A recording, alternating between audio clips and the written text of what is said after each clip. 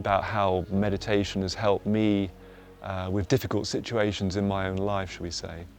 But perhaps firstly, you asked specifically about stress and anxiety, those kind of issues. I think it's important to be a little bit careful in thinking that meditation necessarily is the panacea for all our problems. It can help any situation, I believe, but I think there are some cases where maybe initially a person may need other treatments, they may need other therapies. So if you have severe anxiety, severe stress related disorders, for example, it may be that you need to seek other therapies, other treatments in order to stabilize your situation, to get you to a point where you can really engage properly with meditation. So I would say it comes with a bit of a health warning. I mean, my personal experience, I'd say, was that when I first started meditating, when I first encountered Buddhism and the Dharma, the teaching of the Buddha, was that I'd suffered for quite a long time with a very strongly held view that there were certain aspects of my character, my life, my behaviour, my response to certain things, which were pretty fixed. You know, I thought, well, that's just how I am, that's how I was born, that's how I've developed. I'm not going to change those things. That's how my life will be. I couldn't see how it was possible to really change those things. But through both the practice of meditation and through hearing the teaching of the Buddha, I had a really strong insight that that's not actually true. You know, nothing in life is permanently fixed. All things, Buddha taught, all things are fundamentally impermanent. All things in this world are fundamentally impermanent. In other words, they have an opportunity to change. It's not a negative thing, it's actually a positive thing. So if something's impermanent, it means it can change. And if we have sufficient mindfulness, we can change it in a positive direction. So I've began to find that certain things which had really troubled me were becoming less of a problem. They don't just disappear overnight. If they're deeply held views, you don't just get rid of them in an instant. You have to keep practicing, keep working, keep making effort. But gradually you find your mind is changing. You know, the mind is, I think modern science is, this may be a later question, but the modern science is telling us our minds are quite plastic. They can change and develop. Even when we're quite old, like me, you can still actually change your mind, change how you think. And I found that was true. In my experience, it was true. And as a result, you become happier, you become lighter, freer. So how to get started? Yeah. Bhante has an expression: if you want to succeed in anything, there are two things you need to do. One is get started, two is continue. So that certainly applies to meditation. And what I would say is, if you think it sounds interesting, if you think it might have benefits, give it a try. Don't keep thinking about it. Don't keep reading about it on the internet or in books or whatever. Give it a try. Meditation is very much about experience. It's not really about learning something in a kind of intellectual or cerebral way. Much as it's involved with our mental processes, you can only really learn meditation through practicing meditation. I sometimes think it's a bit like the analogy of dancing, you know. I mean, if you go to a dance and you always sit on the side watching, you might learn a bit. You might think, oh, that person moves quite well, I wonder if I could try that.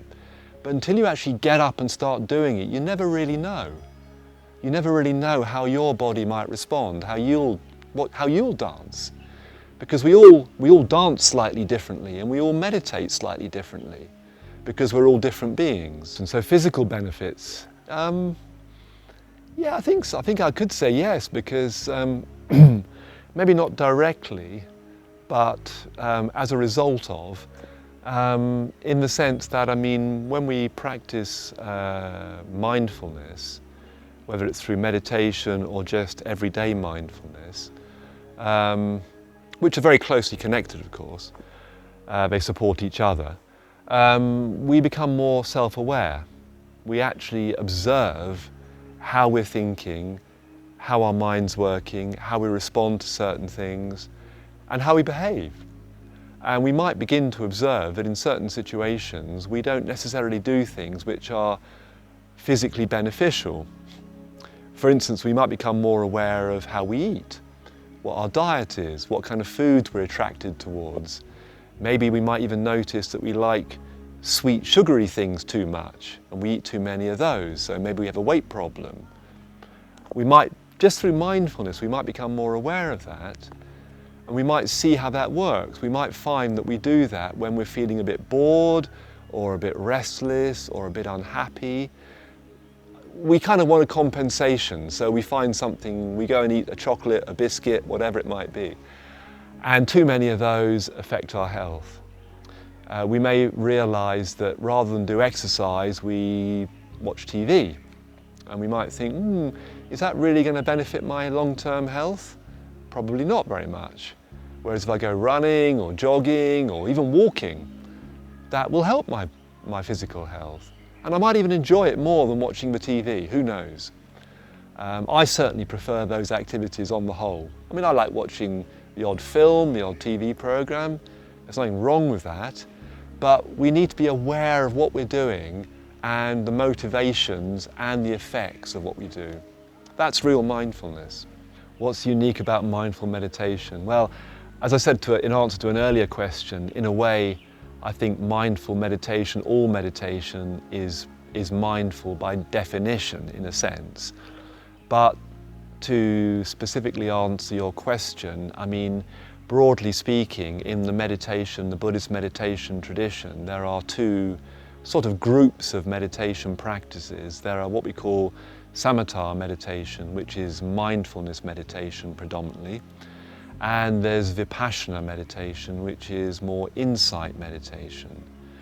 So the idea is that the samatha meditations enable us to become more self-aware, to become calmer in our sense experience, to stabilize our lives, to develop qualities like metta, like equanimity, like calmness. And then the vipassana meditations help us gain insight into the nature of reality, the nature of the human experience. You know, what is actually going on? You know, I think every human being, probably at some point in their lives, finds themselves struggling with these questions. You know, what am I doing here? How did I arrive in this place? What's the point of me being here? How do I operate? What is this mind? And you know, meditation is a very mysterious, in a way, a very mysterious process. It's like the mind observing the mind. So what does that really mean? You know, it's quite mysterious when you think about it. But the only way to really get to grips with it is to practice it. We can talk about it for 100 years and we won't really know. It's like a good example, somebody told me once, it's like if you try to describe the taste of an apple to somebody who's never tasted an apple, you could talk for hours and hours trying to describe what it tastes like. They would never understand it. You give them an apple, they have one bite, instantly they understand what the apple tastes like. They know what the apple tastes like. I think it's like that with meditation practice. You have to experience it to know it, and then you can begin to explore it and develop it.